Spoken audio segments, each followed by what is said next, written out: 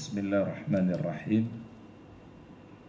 Assalamualaikum warahmatullahi wabarakatuh. Alhamdulillahi rabbil alamin.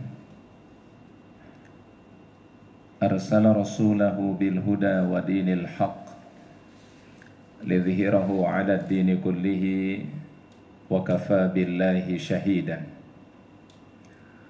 Asyhadu an la ilaha illallah wahdahu la syarika lah wa asyhadu anna Muhammadan 'abduhu wa rasuluhu la nabiyya wa la rasula ba'dah.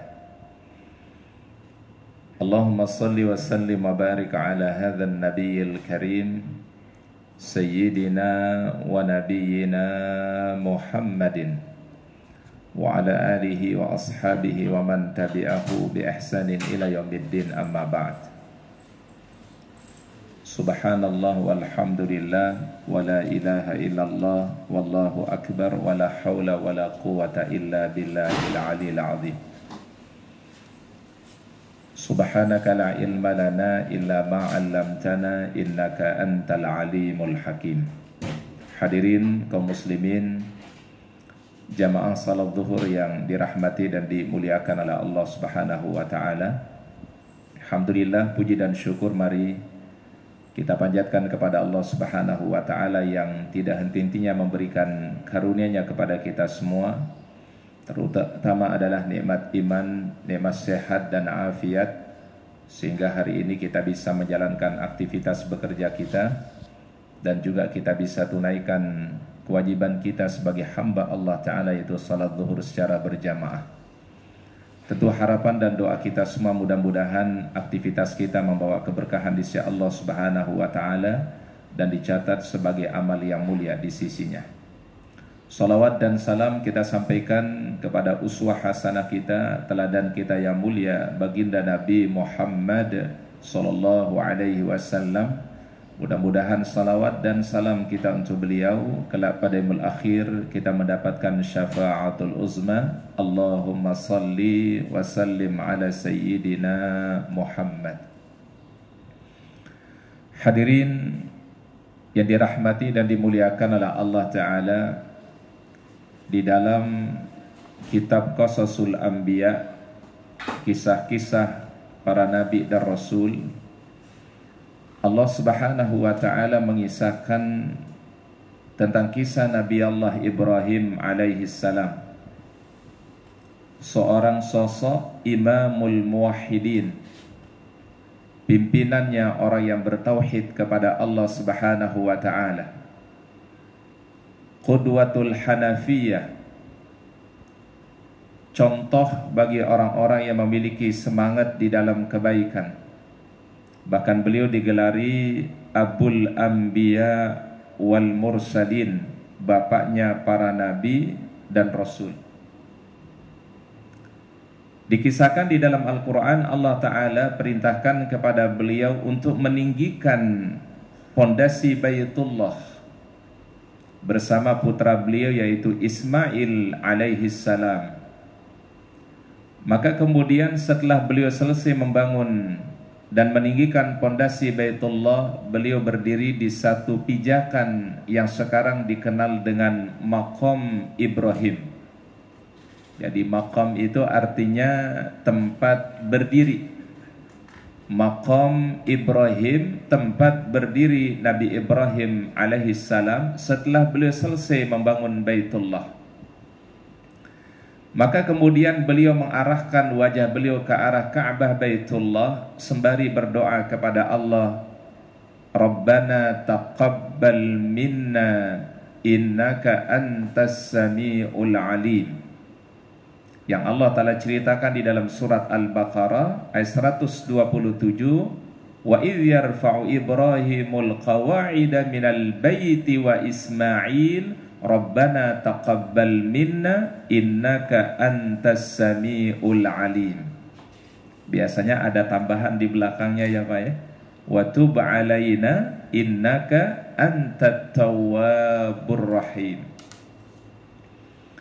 Dan ingatlah ketika Ibrahim alaihissalam meninggikan pondasi Baitullah bersama putra beliau Ismail alaihissalam, lalu beliau bermunajat, bermohon kepada Allah, Rabbana taqabbal minna innaka antas sami'ul alim. Ya Allah, terimalah kebaikan-kebaikan kami, amal-amal kami. Engkau yang maha mendengar dan Engkau yang maha mengetahui. Wa tub alaina innaka antat tawwabur rahim, dan terimalah taubat kami, Engkau yang maha taubat dan juga maha kasih sayang. Ini yang Allah Ta'ala ceritakan di dalam Qasasul Anbiya, pada kisah-kisah para nabi dan rasul.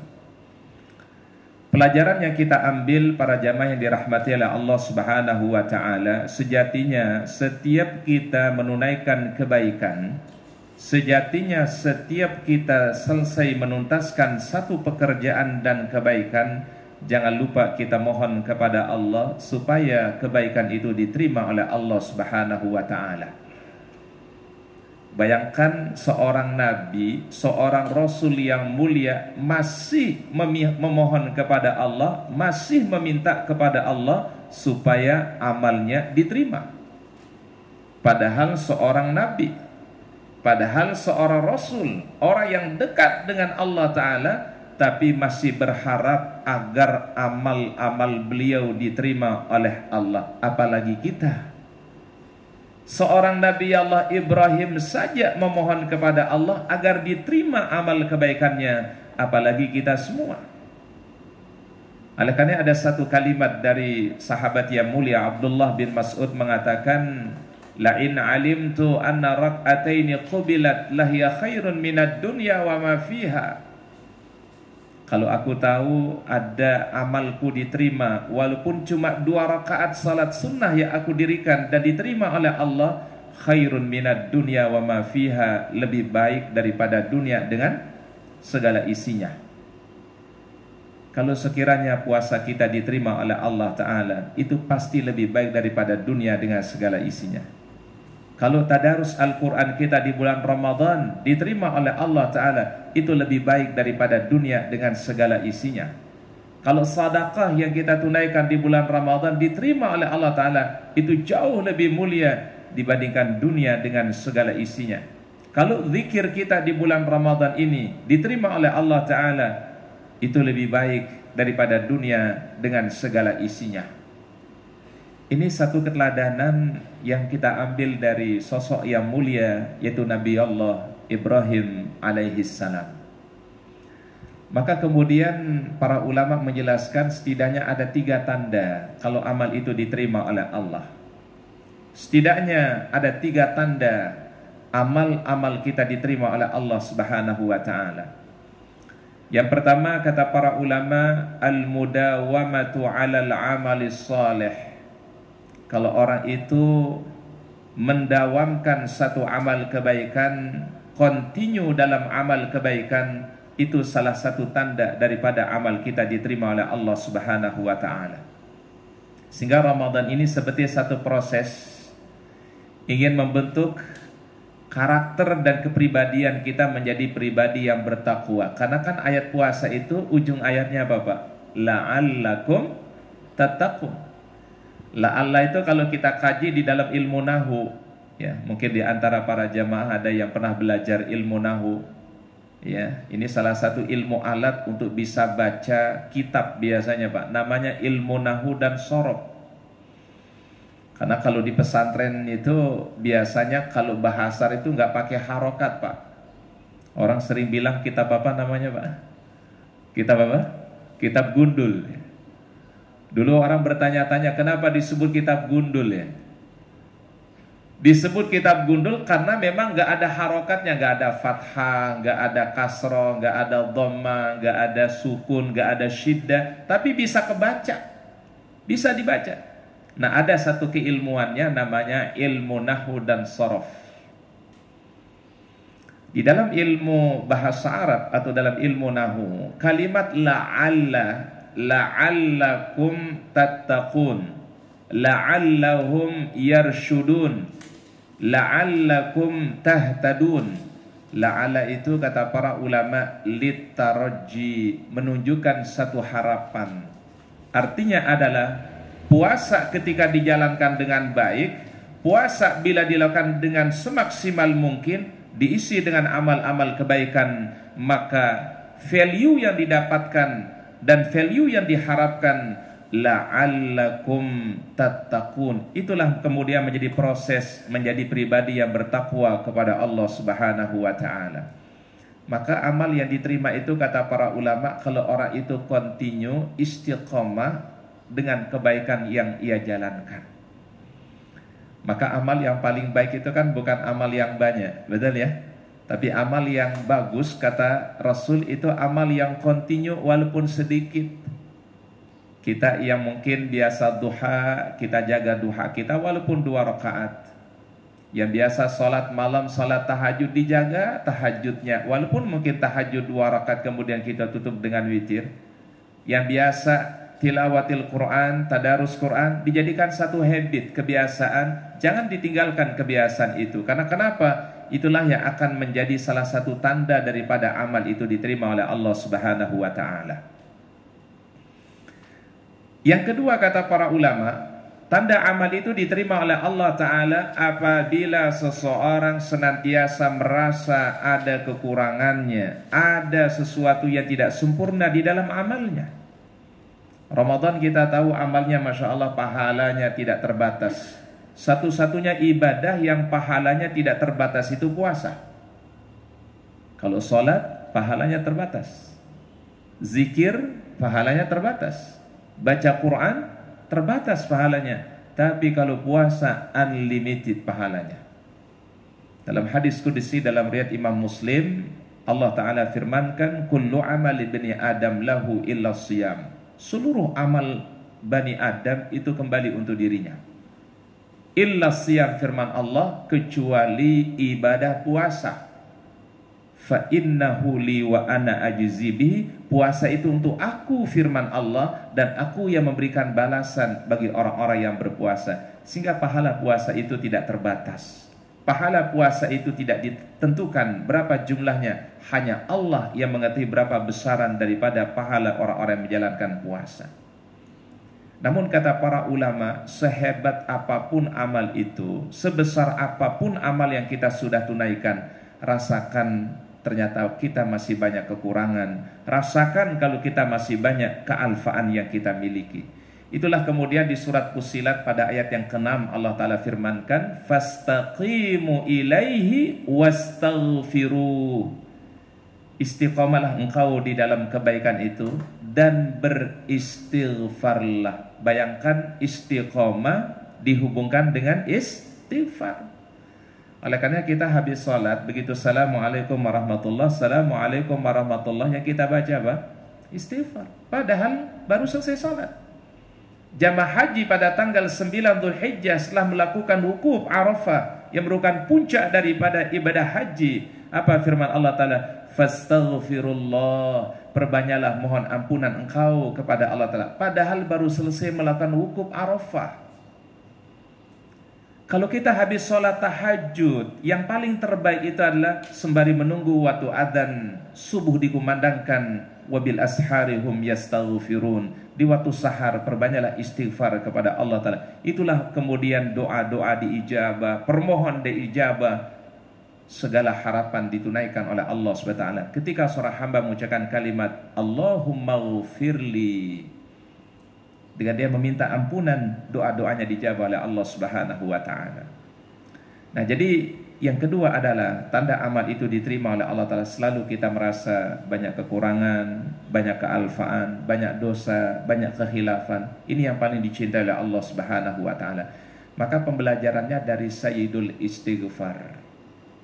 Allahumma anta rabbi la ilaha illa anta khalaqtani wa ana abduka wa ana ala ahdika wa wa'dika mastata'tu a'udzu bika min syarri ma sana'tu abu'u laka bi ni'matika alayya wa abu'u bi dzambi faghfirli fa innahu la yaghfiru dzunuba illa anta.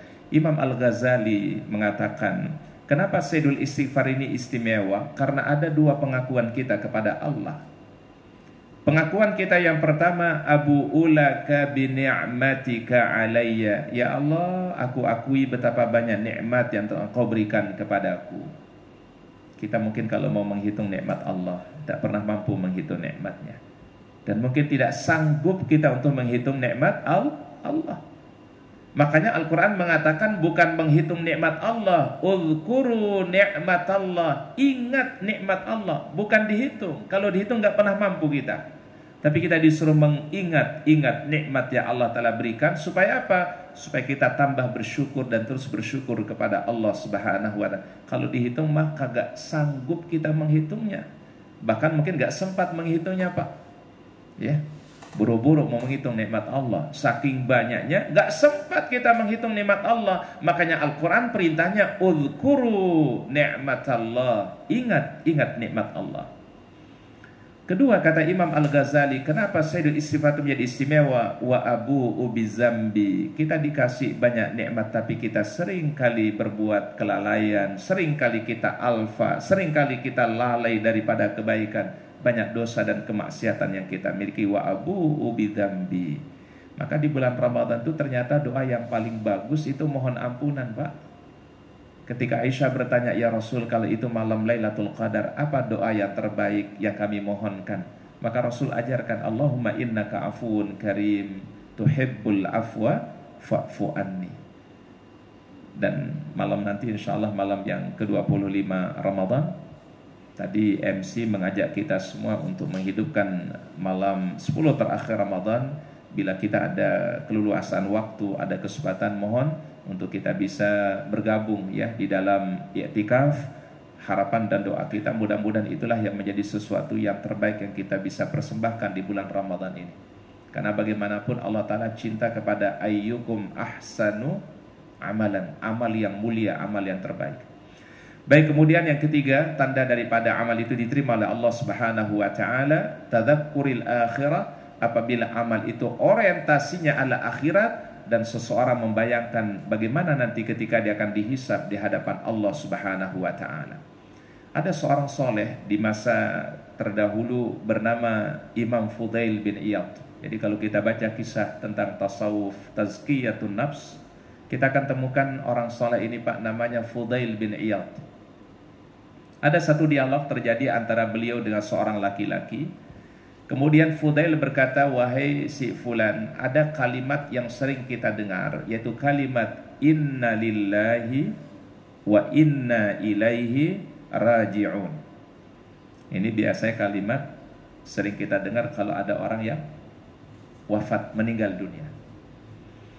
Apa kata laki-laki tadi kepada Imam Fudail bin Iyad? Wahai Fudail bin Iyad, apa makna dan tafsiran daripada kalimat inna lillahi wa inna ilaihi raji'un? Ini kalimat sering kita dengar.